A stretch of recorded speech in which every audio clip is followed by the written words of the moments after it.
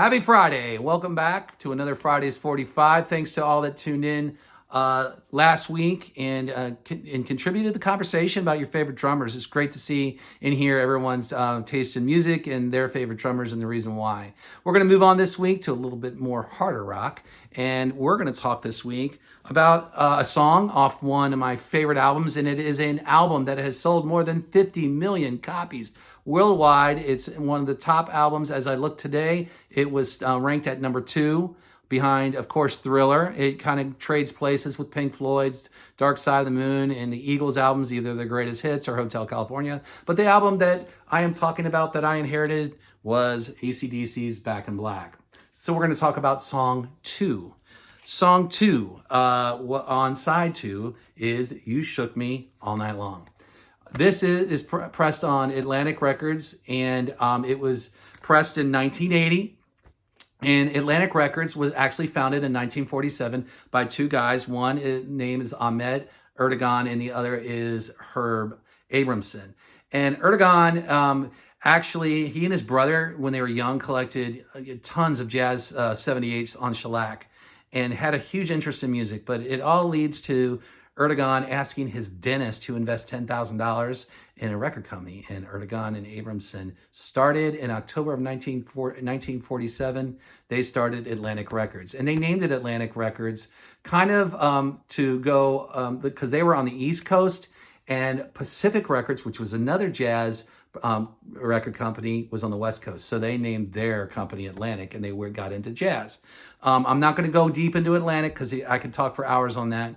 But this copy right here, it was, again, pressed in 1980. On the flip side, you have a Drink on Me.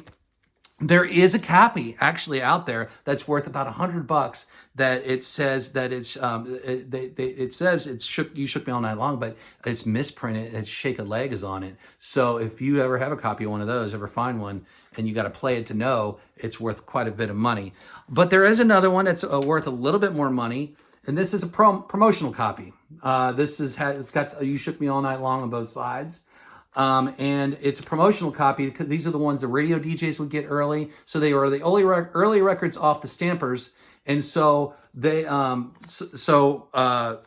lot of people believe that the sound quality is a lot better because it came off the stampers before they got used a lot and started pressing for the general public.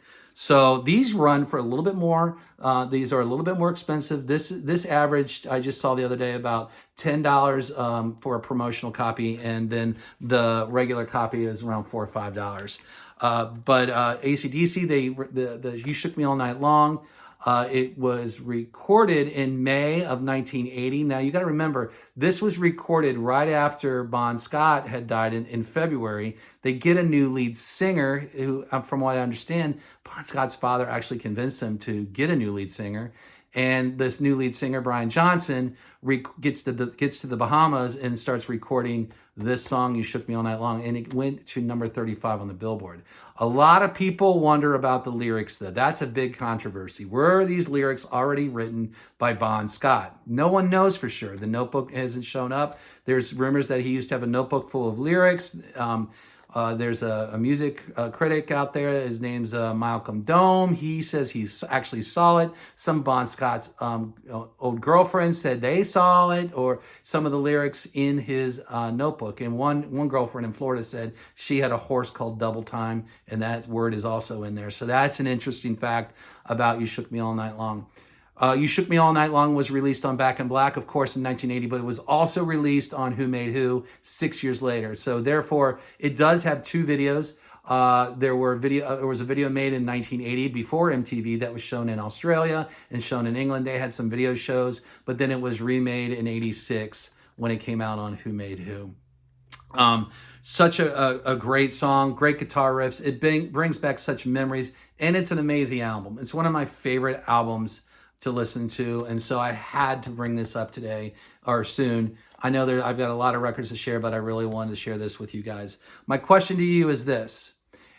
There was a movie in the early 2000s that was made, and it was kind of a movie that was about older times. I'm not going to tell you what era, but it played today's music, and this song is in it. It's a great song. It fits perfectly in the movie. I love it. If you can be one of the first ones to tell me the correct movie and one of the first three, I will send you a sticker of Fridays 45. So if you would like a sticker for your computer, I just keep mine on the computer. Be one of the first three. I will direct message you for your address and I will send you a free sticker. All you got to do is answer. So I hope you have a great weekend. Be safe. It's starting to get a lot of fall weather. Be safe, and I'll see you on the flip side.